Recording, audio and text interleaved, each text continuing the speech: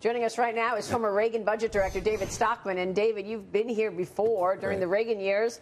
You were able to pass an incredible tax reform. In that same interview that Treasury Secretary Mnuchin said that the gains will be in jeopardy, he said there's an absolute guarantee that a tax overhaul will be signed into law by the end of this year. Reasonable timetable? No, he said that about 8 times now. First it was May, then it was August, then it was October. Really, I think the guy is clueless. I think the notion that we're going to have a big tax cut is a pipe dream.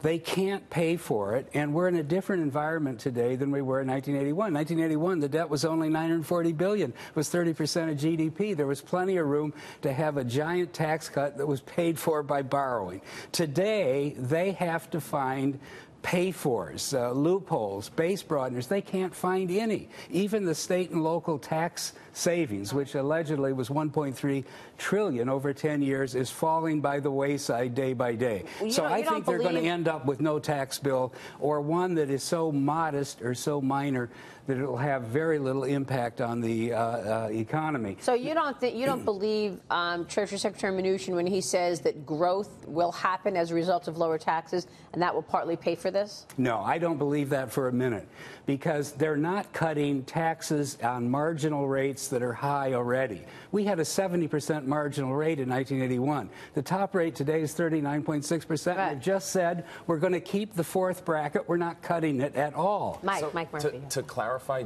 do you believe we need a tax cut and they just can't find the place to get the cut from? That's a good question. I absolutely believe we need a payroll tax cut that will take the burden off 160 million payroll taxpayers, particularly in the middle and lower end, that are getting hit for 15.5% employer-employee. That's the job killer. What about the corporate rate?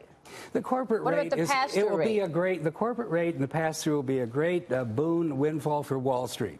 It is not going to lead to any more jobs or any more growth in the United States, because jobs have gone overseas for lower labor costs. Let me give one example.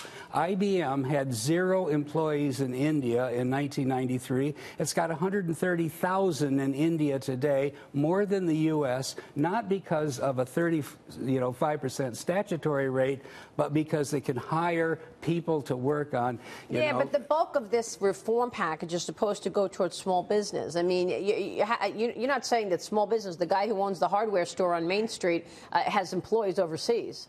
No, I'm saying the corporate rate cut is $2 trillion, going from 35 to 20. The big companies that put the jobs overseas aren't going to bring them back.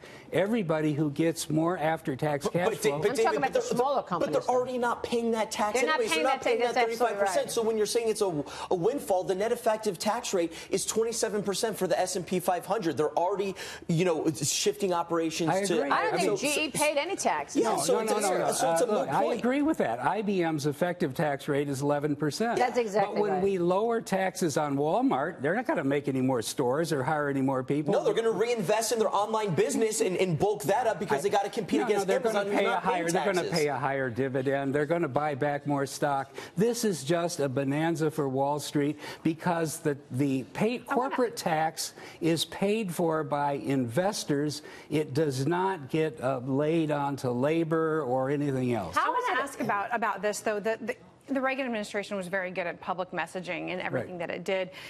Secretary Mnuchin said this warning to Congress that you could essentially blow up the stock market if you fail to pass taxes. Is that political posturing? Is that a public messaging campaign? What's your perspective on the bigger impact? He's right, but this whole stock market run-up has been a pipe dream about stimulus and a big tax cut that could never happen. The votes aren't there. It's not just a pipe dream. David, we're talking about $5.3 trillion in market value. You're calling that a pipe dream? You think that's just a coincidence? Yeah, because I was talking to an audience 30 years ago today, and while I was talking, the stock market went down the equivalent of 5,000 Dow points. That's a totally different moment in time. One of the reasons the stock market is up is because of earnings performance. Earnings were up 14% in the first quarter and 11% in the second quarter. I would have to say, I really challenge that, because that is only basically the pig coming through the python. Earnings today are no higher than they were in the middle of 2014. 3 years earnings went down because of the deflation, the